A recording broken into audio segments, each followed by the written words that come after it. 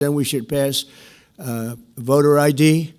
We should pass no mail-in voting. We should pass all the things that we want to pass, make our elections secure and safe, because California is a disaster. Many of the states are disasters. Welcome to the Dollemore Daily. If you are new here, I am Jesse Dollemore. Yesterday was a wonderful day for Democrats and for the nation at large because of the results of the election, which ended up being a brutal defeat for Republicans, as was expected.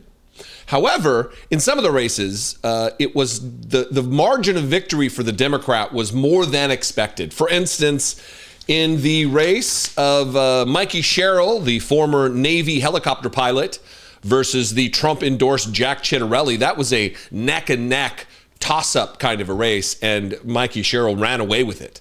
Absolutely a referendum on the unhappiness of Americans with what Donald Trump is doing to the country. Without a doubt, that's what played a role. There are several clips of exit polls of journalists talking to voters, and they were like, yeah, I voted for Trump 3 times and no more. Now, we can analyze later, and I mean later, what goes on in someone's mind that doesn't look at the facts on the ground, doesn't deal with reality on reality's terms, and make decisions based on that relative to Donald Trump and the deleterious effects of his policies and all of the fascistic ideas that he wants to bring to bear on America. We can do that later. Donald Trump is beside himself with grief. He is admitting defeat in a speech this morning at the White House, where he maybe has never looked worse in the role as president of the United States. And I don't mean looking worse in a metaphorical way. I mean, he looks tired and beaten and broken. And he admits as much in the clips I'm getting ready to play for you. In this first one, it's pretty much just self-soothing. Look, I know it's petty, but not necessarily when we're dealing with someone who wants to destroy the country. It typically is petty when you delight in someone's grief or misfortune. I'm okay with that in the case of Donald Trump, because I am here sitting delighted at his misfortune. Thank you. Thank you very much. That was quite a formal entrance. I thought we were just going to sit down and talk a little bit. We talk about exactly 1 year ago we had that big, beautiful victory. Exactly 1 year. And last night it was, not expected to be a victory. It was very Democrat areas, but I don't think it was good for Republicans. I don't think it was good. I'm not sure it was good for anybody. But we had an interesting evening and we learned a lot. And we're going to talk about that, and I'll say a few remarks, and then after that I'll ask the press to leave. That's a message of defeat, total defeat. He's not hedging. He's not making, well, on the other hand, or look on the bright side. None of that. It's just self-soothing. Looking back, remember 1 year ago today, the wonderful victory. We won. It was so good. Yeah, but what have you done for me lately, Donald Trump? That's what Republicans should be saying. Because it's absolutely a direct result, this loss, this overwhelming shellacking at the polls in New Jersey, in Virginia, and in the city of New York, not to mention Prop 50 in California, which is a direct result of the gerrymandering effort in Texas. All across the board, it was a defeat for Donald Trump. So what's the plan going forward? What does tired grandpa have to say? He's ordering the United States Senate to end the filibuster. And before I play this clip, this brief clip, I want to remind everybody of all the people who were like, we can't end the filibuster because then if we do, the Republicans will do all this stuff. As though Republicans need permission or an excuse to try to destroy voting rights, for instance, which is what this is about. He's ordering them to end the filibuster so that they can set their attention to more diminishment of voting rights in this country, more oppression at the polls. Watch Donald Trump lay out the marching orders for the United States Senate. It's time for Republicans to do what they have to do, and that's terminate the filibuster. It's the only way you can do it. And if you don't terminate the filibuster, you'll be bad shape. We won't pass any legislation. There'll be no legislation passed for 3.25. We have 3.25 years, so that's a long time. But when they can't do an extension, and John, I think they've done an extension every single time they've ever been asked forever. This is the first time they haven't done an extension. Extensions are supposed to be easy, but if they won't do an extension, they won't do any bill, even a simple bill. And we should do our own bills. We should get out. We should do our own bills. We should open up. We should start tonight with the country's open. Congratulations. Then we should pass voter ID.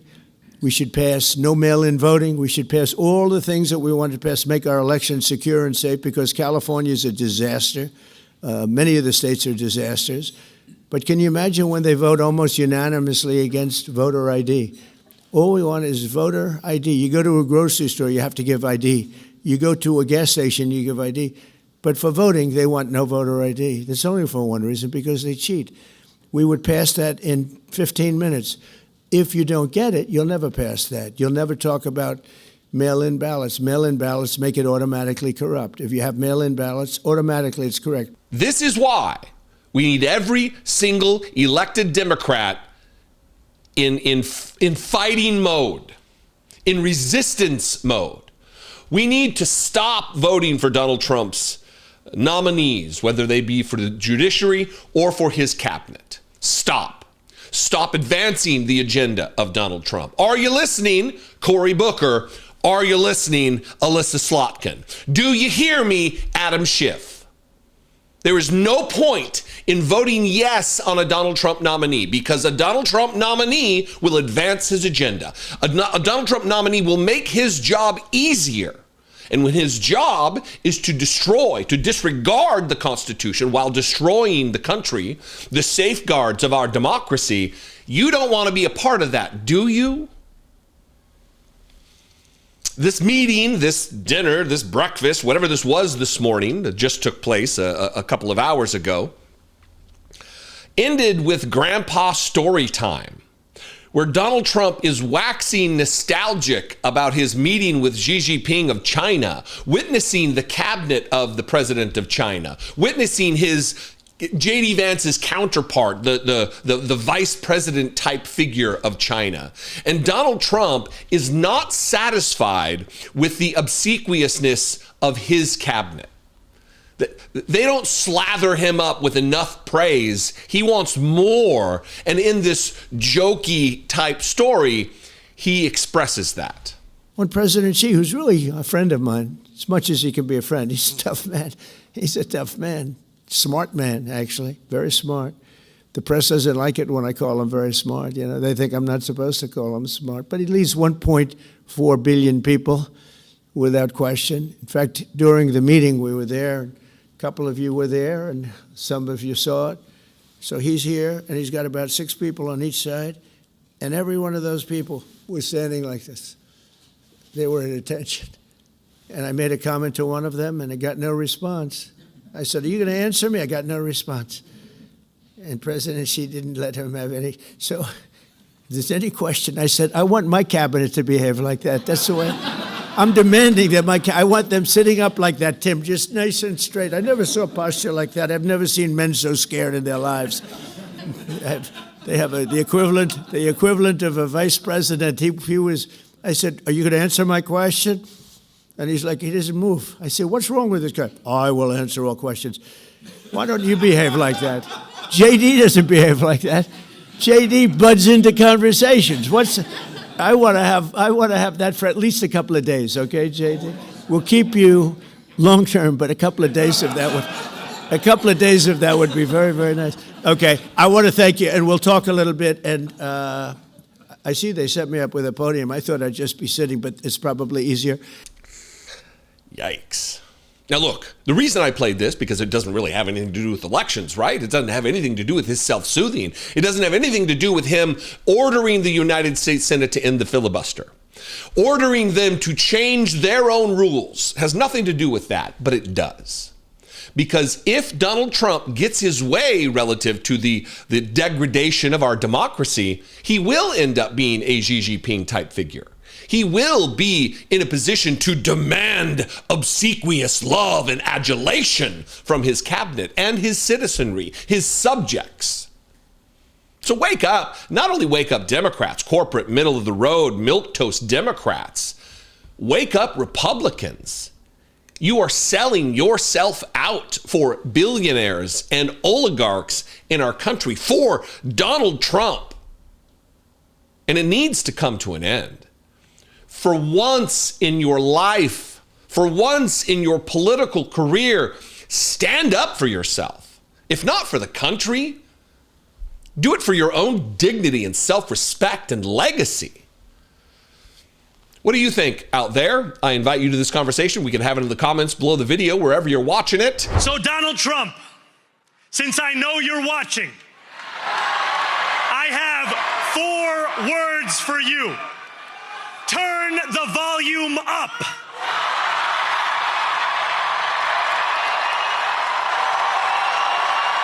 To get to any of us, you will have to get through all of us.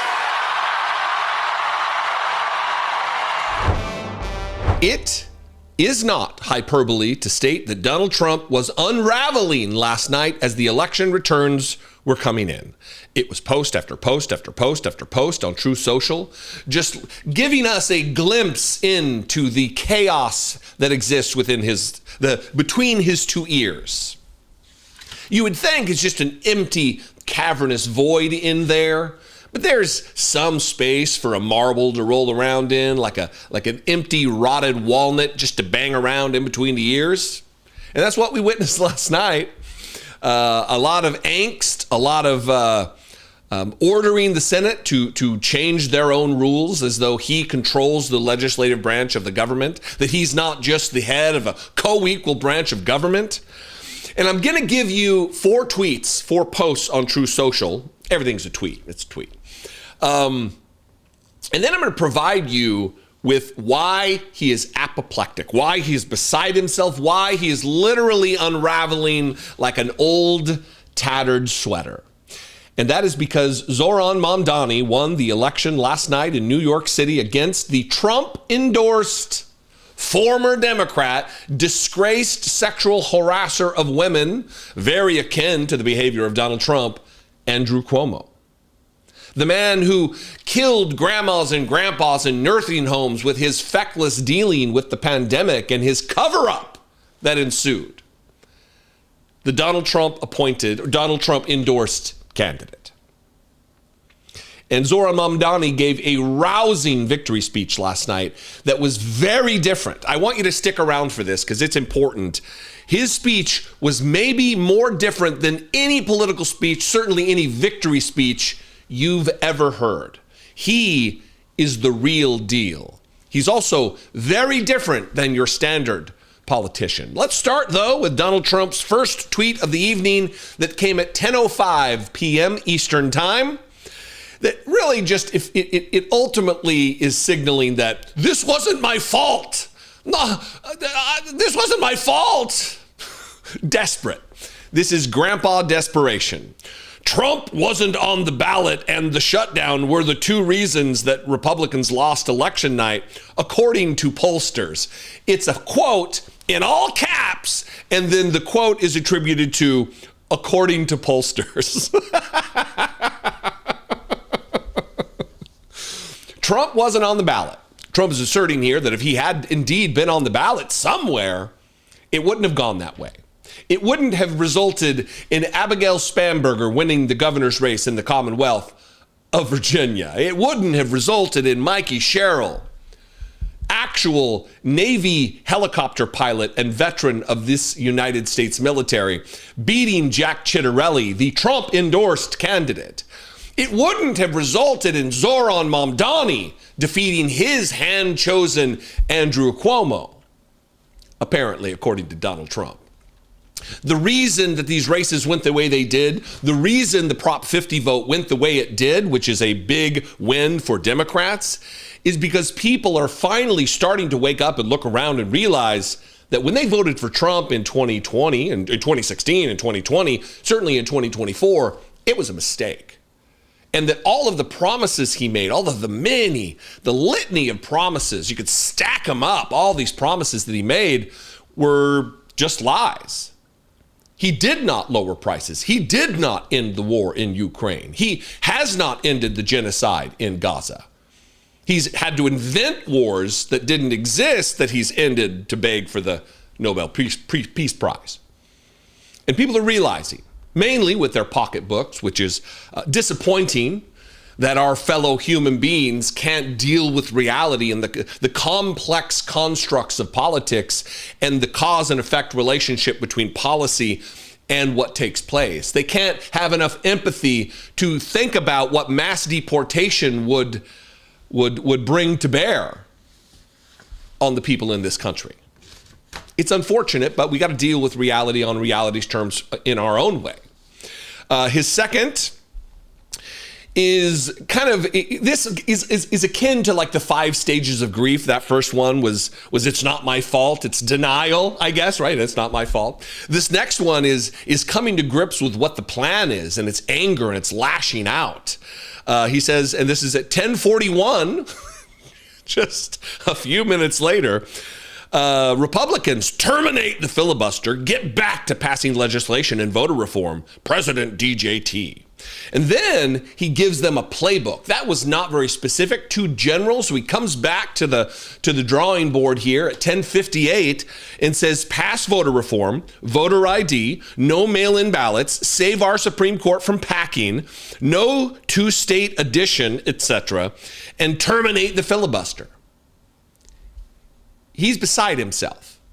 He, in his deluded, demented brain, thought there was a chance for victory for him last night because the polls said so, I guess. And then finally, we've reached the tired old man, ran out of steam, Donald Trump, at the end of the evening, 11:34 p.m., old tired grandpa said, ... and so it begins. Is that a cryptic threat, or is that just Donald Trump petering out? And all of this is because of the win of Zoran Mamdani. And I want to play this bit of speech from him. And again, this is different than anything you've ever heard. I'm going to play, I think it's a few minutes, 3 minutes maybe. He speaks 250 words. That is all he speaks. 250 words. And in it, I want you to listen for a spoiler. I'm going to give you what the answer is. I want you to listen for how many times he says I. Because his campaign, his promises to the voters of New York, to the city of New York, isn't about him. When you listen to Donald Trump or you listen to Andrew Cuomo talk, they talk about me, I. It's all about them. That's not the case with Zoran Mamdani. In the 250 words that he speaks in the clip you're getting ready to watch, he says I 3 times. 3 times. This message is about us. It's about we. It's about group effort. It's about together we can win. Together we can defeat Donald Trump. It is an amazing 3 minutes and I think 6 seconds of video that you do not want to miss. Together, we will usher in a generation of change. And if we embrace this brave new course, rather than fleeing from it, we can respond to oligarchy and authoritarianism with the strength it fears, not the appeasement it craves. After all, if anyone can show a nation betrayed by Donald Trump how to defeat him, it is the city that gave rise to him.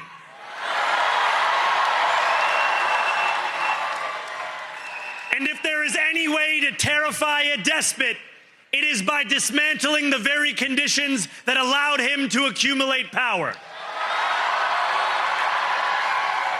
This is not only how we stop Trump, it's how we stop the next one. So Donald Trump, since I know you're watching, I have 4 words for you. Turn the volume up.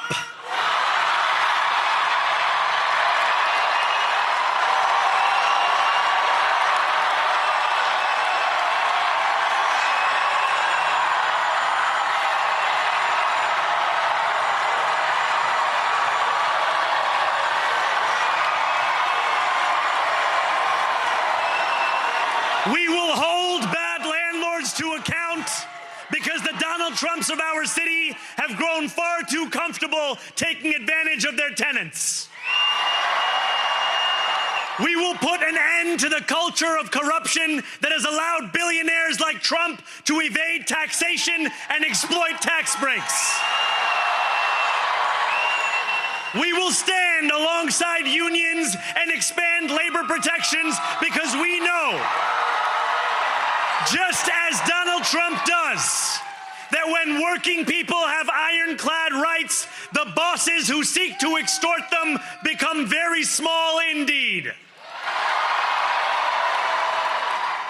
New York will remain a city of immigrants, a city built by immigrants, powered by immigrants, and as of tonight, led by an immigrant.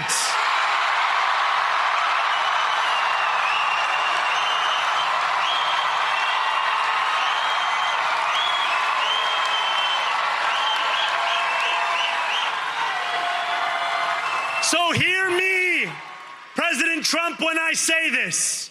To get to any of us, you will have to get through all of us.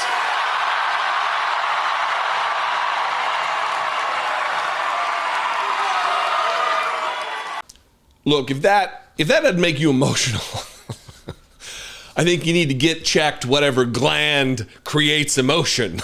I don't think there is one, but he says, so Donald Trump, since I know you're watching, I have 4 words for you. Turn up the volume.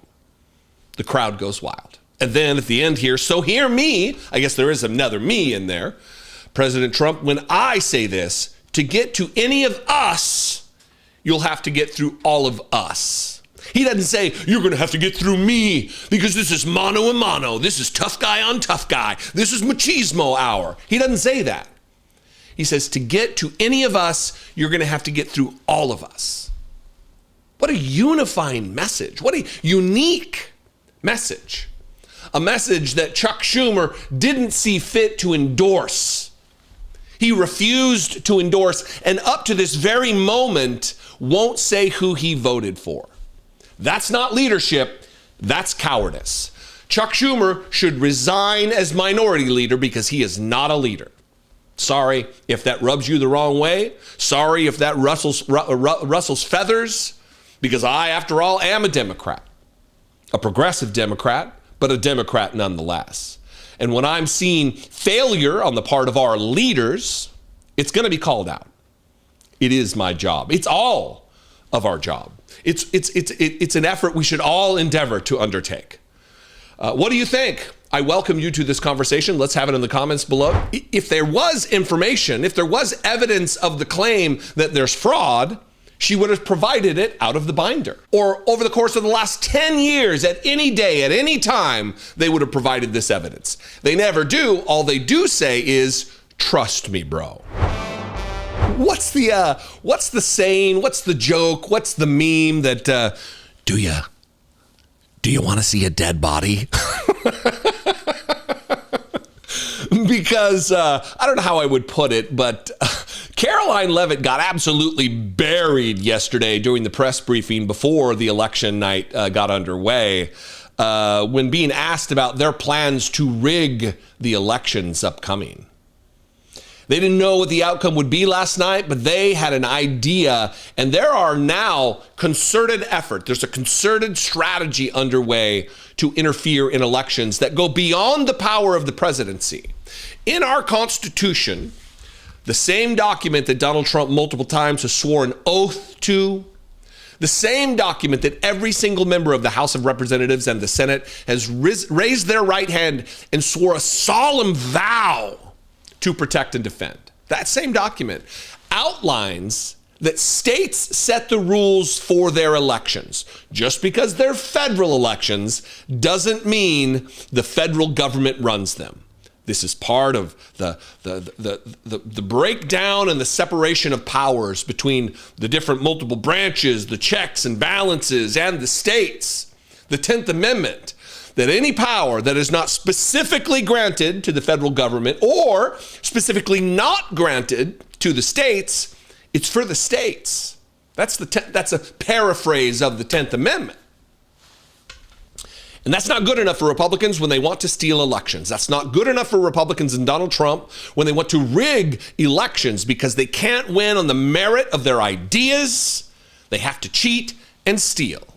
And this was brought to Karoline Leavitt by a reporter being asked about this particular thing, about, let's get to the question, because I always like to really drive home what the question was so you could see what the answer was and that they don't answer the question.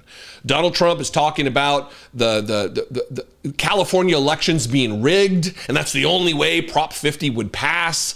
And Karoline Leavitt, the question is, and what does it mean that mail-in ballots in the state are under legal and criminal review? Because Donald Trump has talked about that there's a criminal case underway, that they are reviewing in a criminal nature, an investigation, fraud in California. That question just never even gets answered.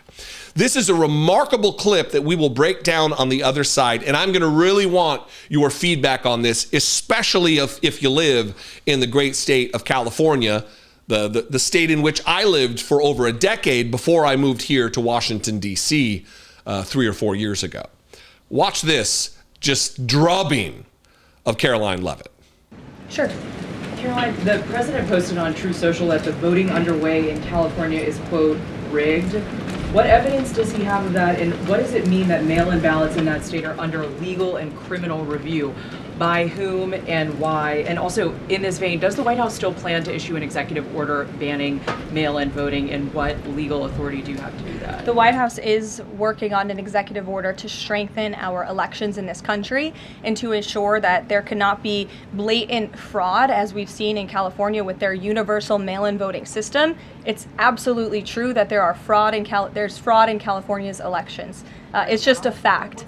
It is just a fact. They have a universal mail-in voting system, which we know is ripe for fraud. And if you want to deny that, I'm happy to provide you all of the evidence for it. I'd be glad to send that to you after this briefing. Rigged. Fraudulent ballots that are being mailed in the names of other people, in the names of illegal aliens who shouldn't be voting in American elections. There's countless examples, and we'd be happy to provide them. As for executive action the White House is taking, yes, we are looking into that. And like any executive order, of course, any executive order the president signs is within his full executive authority and within the confines of the law. Stephen. Certainly not within the confines of the law. Certainly not within the confines of the law, any executive order that Donald Trump signs. And we know that because many, many federal judges have overturned his executive orders as overreach. Many. It has happened many times. Almost every time when there's anything that comes before us of any import at all. But when she says it's just a fact, it's just a fact. It's so emblematic of this administration that they don't want to provide due process for people that they arrest, that they detain, that they ship out of the country, because in due process, you have to provide evidence. You have to provide proof. You can't just say, trust me, bro. And that's what they want. It's the trust me, bro administration. She says, it's just a fact. And if you want to deny that, I'm happy to provide you all of the evidence. Spoiler alert. That evidence was not delivered. Narrator would say, in fact, she did not provide the evidence. She's got a binder filled with information, with facts and data and statistics before her. When she comes to a question in the press briefing room that she needs a little help on, she thumbs through the tabs to get to the section to read the specific data that justifies their decisions. Whether that be skewed data or not, she's got the information in front of her. If there was information, if there was evidence of the claim that there's fraud, she would have provided it out of the binder.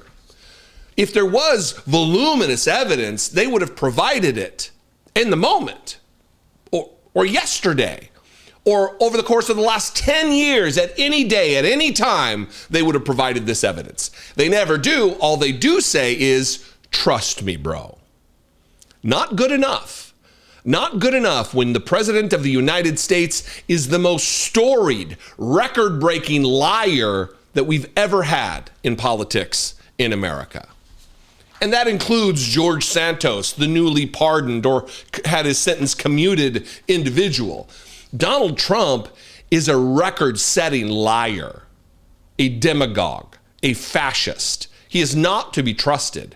His emissaries and representatives and spokeswomen are not to be trusted. They are liars, all of them. If you have evidence, bring the evidence. Tell us what it is. We'll be waiting. We won't hold our breath waiting, because then we would die, because you're a liar and there is no evidence of any of this. Anyway, what do you think? Again, I'd love to know. If you live in California, please sound off in the comments below. You can also call the voicemail line and leave me a brief. Please keep them brief. Google will cut you off at 3 minutes anyway, but if you can get one in at like a minute 20, all the better. There's only so much coffee in the morning that I can drink while listening to your voicemails. And when they're super long, it makes it difficult for me. Yes, this is me whining. Yes, this is me whining. Anyway, 714-576-4054. Of course, you can email me daily at dollemore.com. Anyway, I love and appreciate you very much.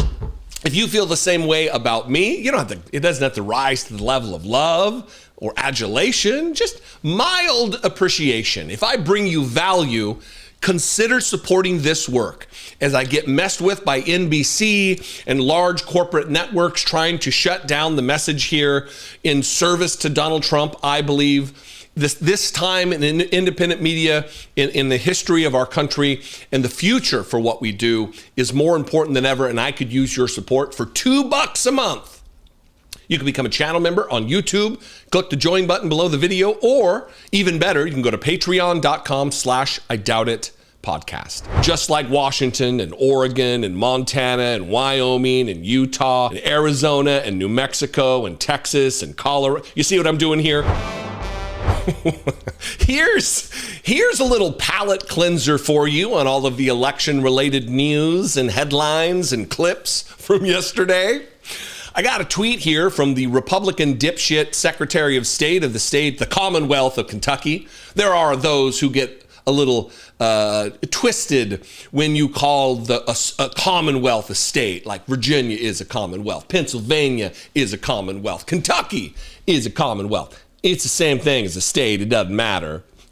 Email me the difference if you can muster one, but it's the same thing. So the Secretary of State, not Secretary of Commonwealth, Michael Adams tweeted this, which really raised a lot of eyebrows and made people wonder what in the hell is going on in the public school system in Kentucky. He tweeted this: "We're getting calls about polls being closed. They are closed because we do not have elections today. Kentucky votes next year. You cannot vote today in Kentucky for the mayor of New York City or the governor of Virginia. Sorry." Now, I think it should be pointed out that he says they got calls. Calls, plural. More than one call about, hey, why is my polling station closed? I want to vote for Andrew Cuomo. Or maybe Mamdani, I guess. I don't know. I would ask you this. What do you think? Are these callers, we don't know, we have no idea, but based on the preponderance of the evidence and the makeup of the voters and who they'd be calling, I can't imagine a Democrat calling the Republican Secretary of State, like, hey, where's my polling station?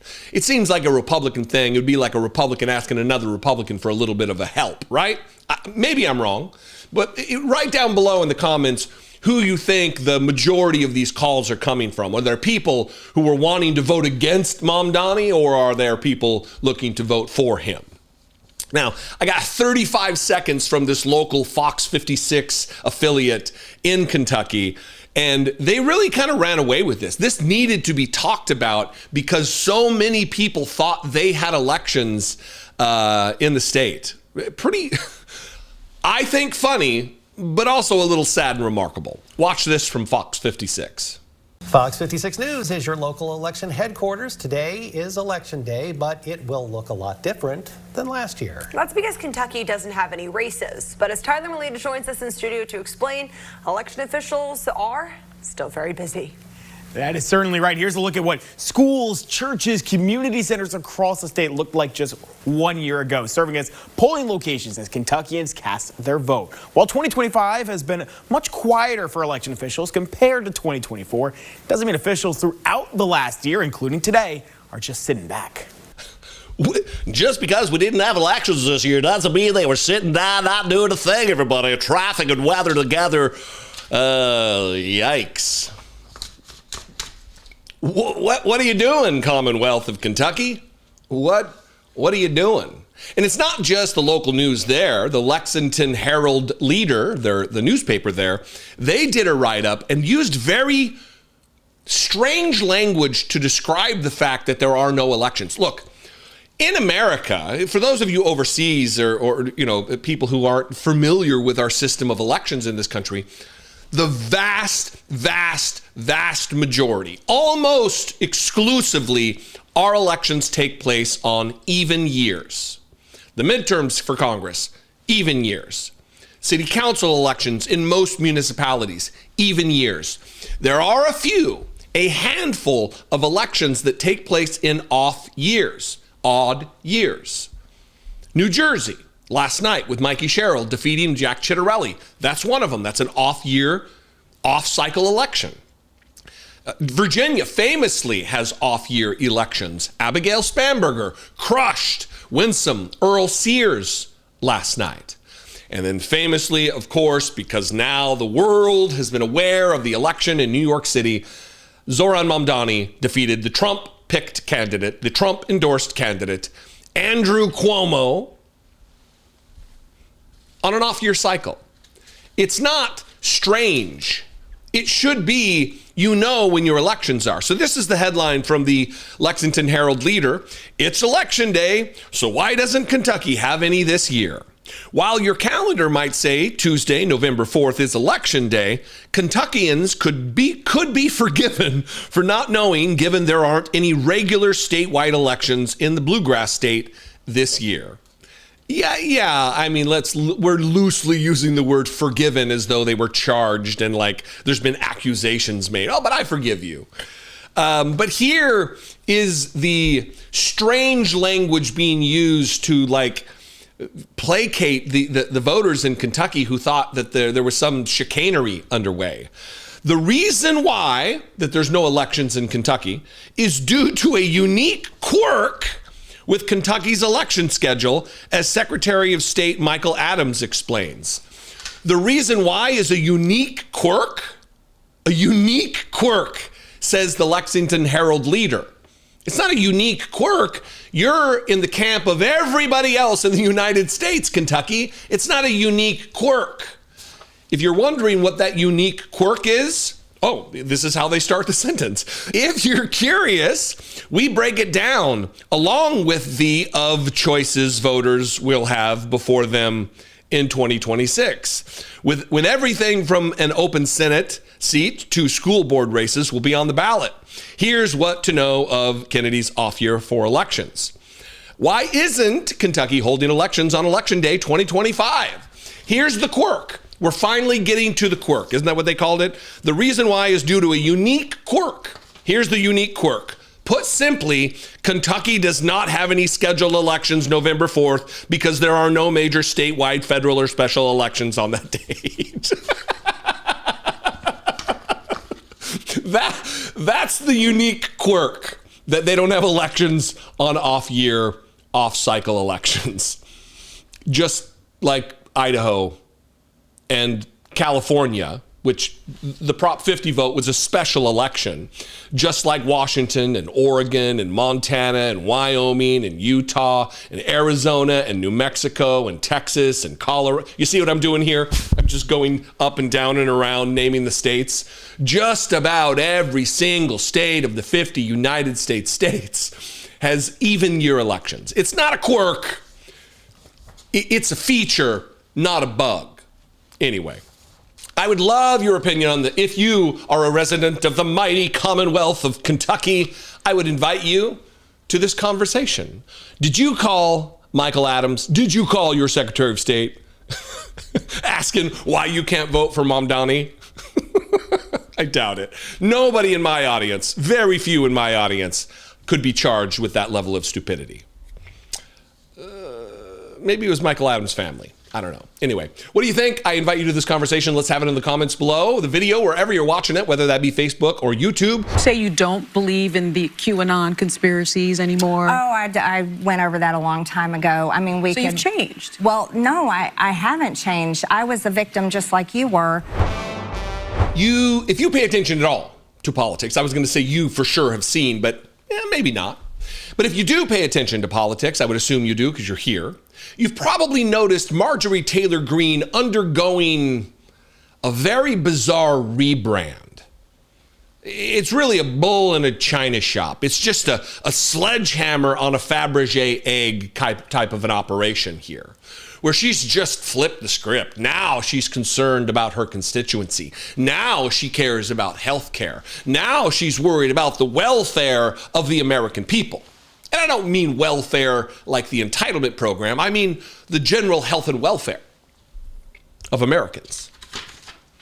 She's making the rounds. She's going on The View. She's changed the way she dresses. Her arms are down at her side. She's speaking more softly and more reasonably. She's not going off unhinged. It's something to see. And now we know. Now we have a glimpse into why, and we'll get to that. But first, I want to play two clips for you. One is her on the View. And by the way, it's a struggle for her to maintain the patina of normalcy. It's very difficult because she, after all, is batshit crazy.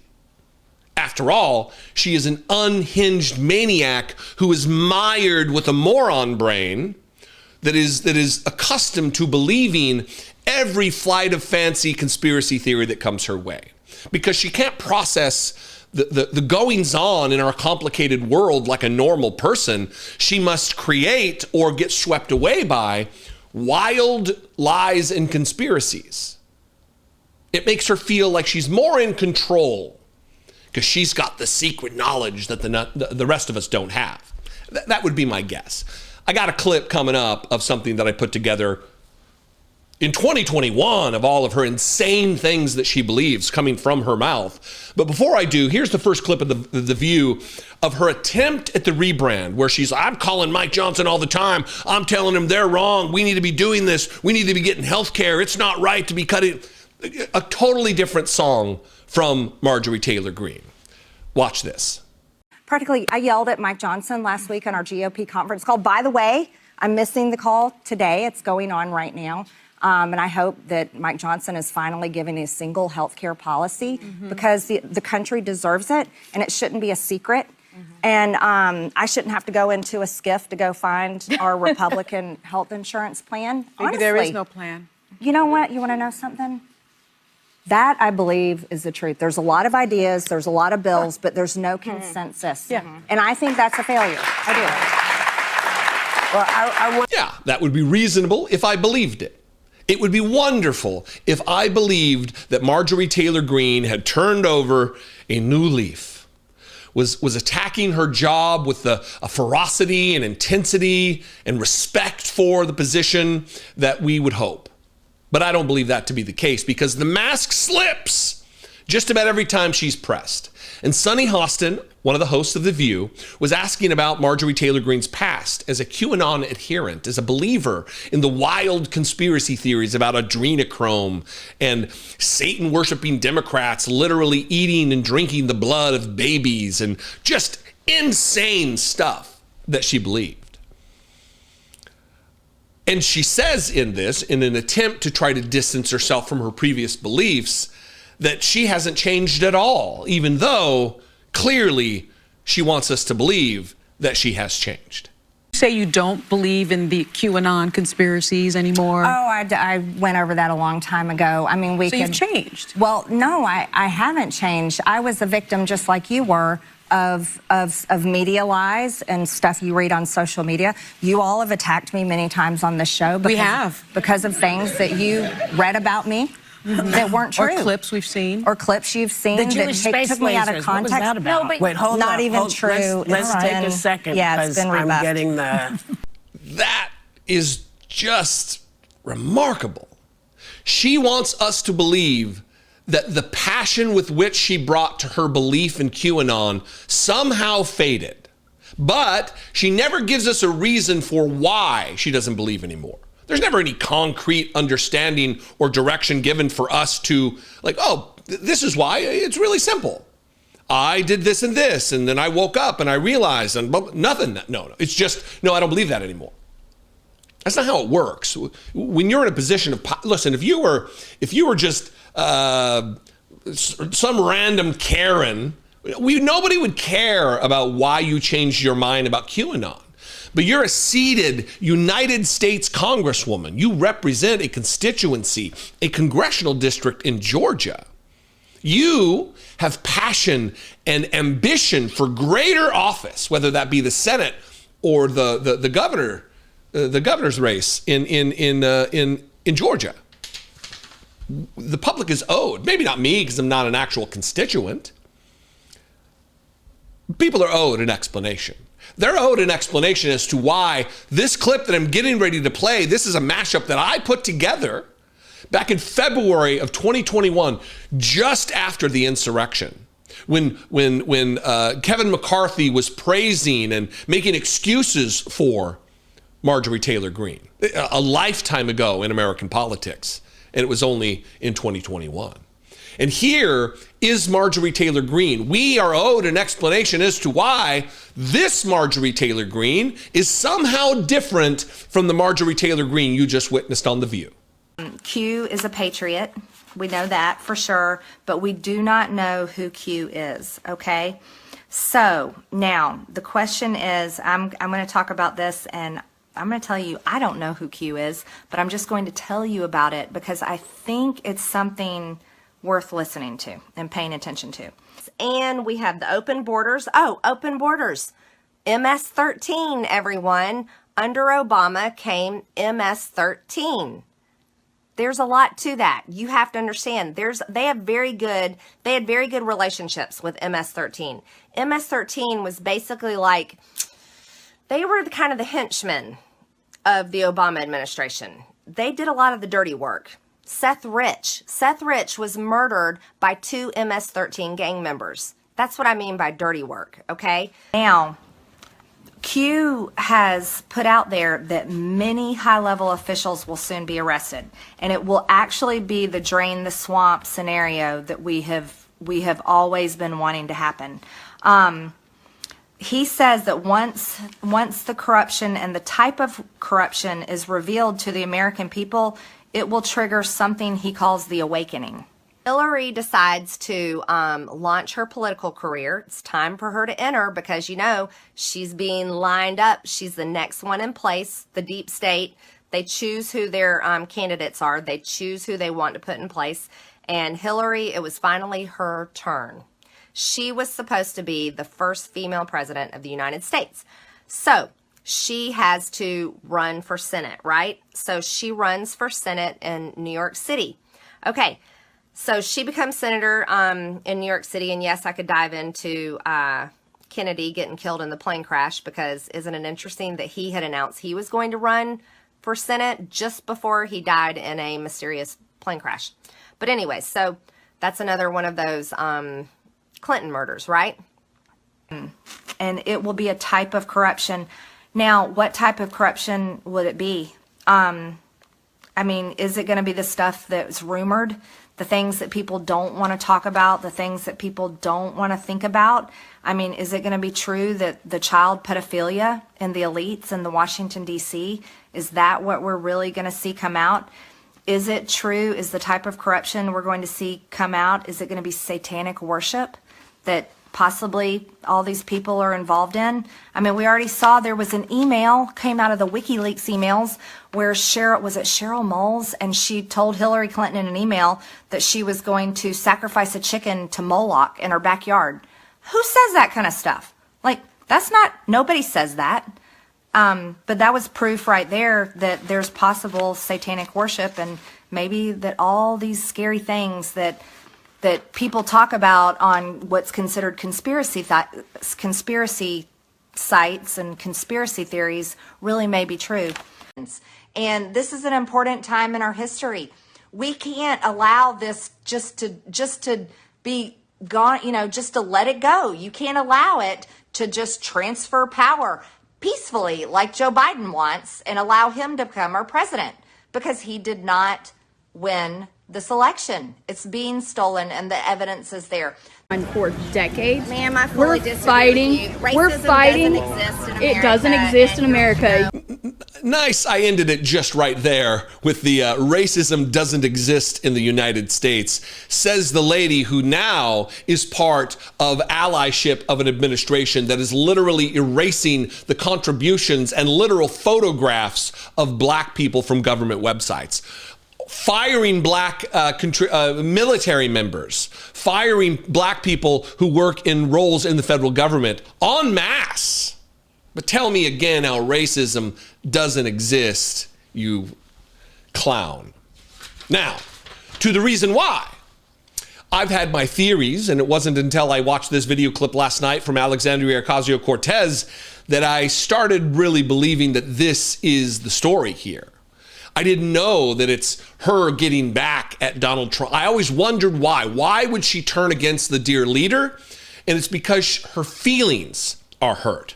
Watch AOC explain, spilling the tea of the news around Congress, and then we'll talk about it on the other side. Here's some tea for you. MTG, people are like, oh my God, she's saying all of these things. Like, what's gotten into her lately? Oh, like she's bucking against Trump. She's bucking against the administration. Marjorie Taylor Greene wanted to run for Senate in Georgia. She wanted to run for Senate earlier this year in the state of Georgia. She wanted to be the Republican nominee for Senate. So she was gearing up for that statewide race, and Trump told her no. Trump said no.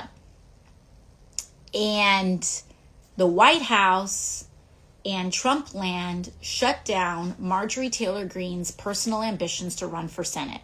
And she has been on a revenge tour ever since. And she's been on a revenge tour ever since. This is stifled ambition.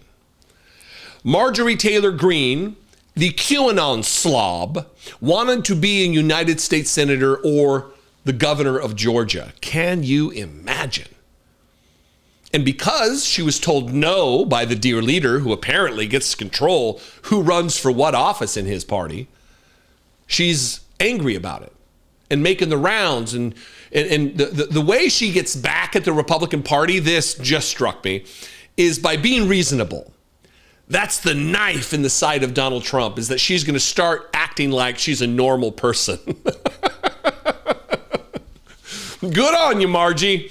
Good on you. What do you think out there? I'd love to hear from you. Let's have a conversation about this in the comments. This is becoming a trend brought to you by masked secret police who by any metric should have known this would have been the outcome. It's dangerous. So this should be your, yeah, no shit moment of the day. I saved this for last. We have long been alarmed by the sights, by the images, by the videos of masked secret police in the streets of the United States kidnapping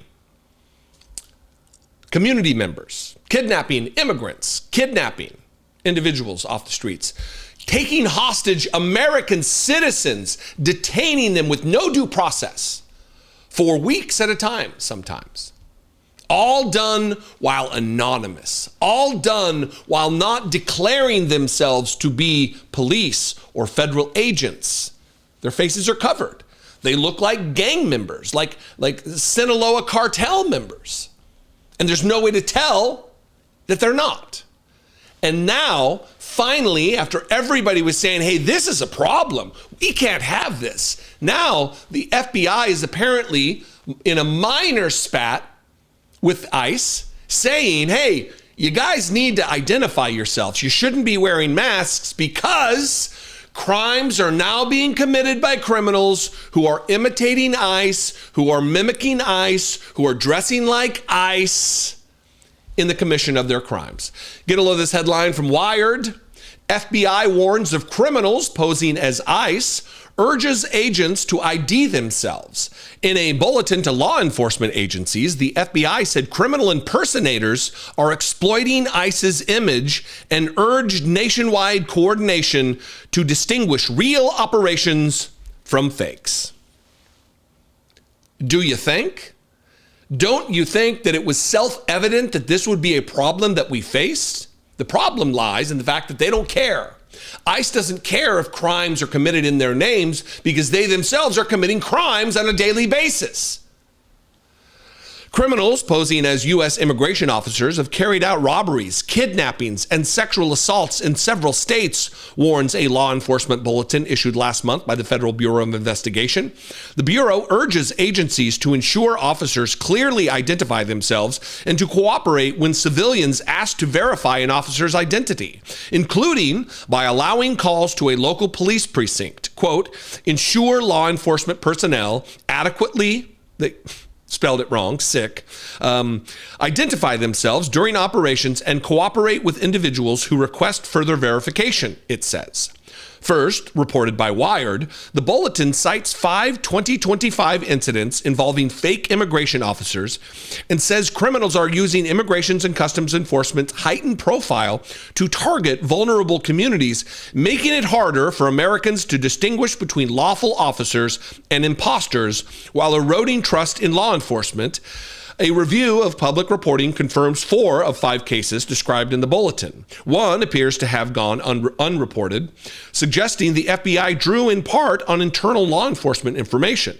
The document was first obtained by the transparency nonprofit Property of the People. Now, let me say this. We're not talking about an isolated incident. Singular. We're talking about, as they just described, criminals posing as U.S. immigration officers have carried out robberies, kidnappings, and sexual assaults, plural, in several states. This is becoming a trend brought to you by masked secret police who by any metric should have known this would have been the outcome. It's dangerous. We are being put in danger by the cops who set themselves apart from us with their authority, and they tell us they keep us safe. Good to know. On August 7th, according to the FBI, 3 men in black vests entered a New York restaurant claiming to be ICE agents. Inside, they tied a worker's hands and pulled a garbage bag over the person's head. Another, believing the burglar's story, surrendered themselves, only to be kicked to the ground and tied up as the intruders robbed an ATM. The Bureau's advisory urges agencies at every level of government to coordinate, quote, to verify legitimate versus non-legitimate operations attributed to ICE, a call that frames the wave of impersonations as a national law enforcement concern. Again, do you fucking think? Of course! The FBI declined to comment because it's led by cowards like Kash Patel. That was my addition. Its national press office said that it could only respond to media inquiries involving national security, violations of federal law, or essential public safety functions during the government shutdown. Again, cowardice. Cases cited by its advisory span kidnapping, street crime, and sexual violence. In Bay County, Florida, the advisory says a woman unzipped her jacket and revealed a shirt that said ICE and told her ex-boyfriend's wife that she was there to pick her up before driving her to an apartment complex. The woman later escaped. In Brooklyn, it alleges, a man told a woman he was an immigration officer and, quote, directed her to a nearby stairwell where he punched her, tried to rape her, and stole her phone before police caught him. In Raleigh, North Carolina, this just goes on and on and on and on. It's all over the country. In Raleigh, North Carolina, it claims a man, quote, entered a motel room and threatened to deport the woman if she did not have sex with him, telling her he was a sworn officer. Well, that doesn't seem out of the behavior of ICE officers themselves, but this apparently wasn't them. He showed her a business card with a badge, police said. The FBI describes a few signs of impersonations, forged or mismatched credentials, outdated protective gear, and cloned vehicle markings. It's urging agencies to launch outreach programs aimed at identifying fake ICE agents, a step the FBI argues could counteract the mistrust caused by impersonators and strengthen law enforcement's image. And then they went to comment. They went to get a comment from ICE. And this is the most ridiculous response that they could have given. I don't know what rube, what moron, what uneducated dolt they went to, but this is a person who has no business communicating for the agency at all. A senior ICE official tells Wired, quote, anyone caught impersonating themselves as a federal immigration agent will be prosecuted to the fullest extent of the law. Impersonating a federal immigration officer endangers public safety and erodes trust in law enforcement. Again, do you think? But what is this? Anyone caught impersonating themselves? Really? Anyone caught impersonating themselves as a federal enforcement officer? Moron? Why is this person nameless? We need to know what kind of idiots are running the government and in the highest levels of law enforcement. Federal rules, this is for your edification, federal rules require immigration officers to identify themselves and state the reason for an arrest, quote, as soon as it is practical and safe to do so. It is almost always practical and safe to do so while effectuating the arrest. But they are cowards. They fear for their lives as they keep the streets safe, as they make the streets more dangerous, while crying about, I just want to get back home to my wife and kids. I'm just following orders, said every Nazi ever.